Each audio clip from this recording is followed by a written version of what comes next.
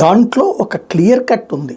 ఇప్పుడు కొత్తగా ఇచ్చింది ఏం కాదు, ఉన్నటువంటి విషయాన్ని ఎక్స్ప్లెయిన్ చేసింది.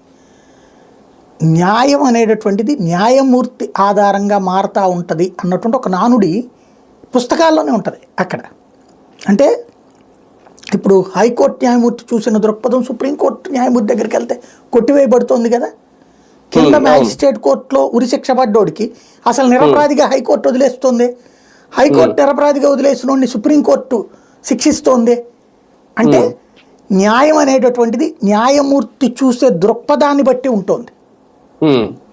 ఇందులో ఉన్నటువంటి లోటుపాట్లు అన్నది సామాజిక చర్చనీయాంశమైన కోణం. ఇది న్యాయ వ్యవస్థ నమ్ముతుంది, డెమోక్రటికల్ ప్రిన్సిపల్ అది. న్యాయస్థానాలు మొదటి నుంచి కూడా ప్రో డెమోక్రసీ. ఇందులో వాళ్ళు మాట్లాడేది ఏంటంటే న్యాయమూర్తిని వ్యక్తిగతంగా కించపరచక, దూషించక, అట్లాగే న్యాయమూర్తికి ఉద్దేశాలు ఆపాదించబాక, అంతే.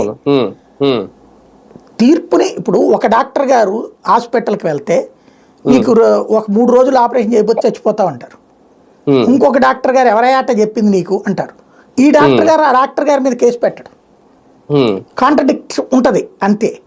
అట్లాగే ఒక న్యాయమూర్తి చూసిన దృక్పథం వేరు, ఇంకొక న్యాయమూర్తి చేసిన దృక్పథం వేరు ఆ కేసు తీవ్రతని.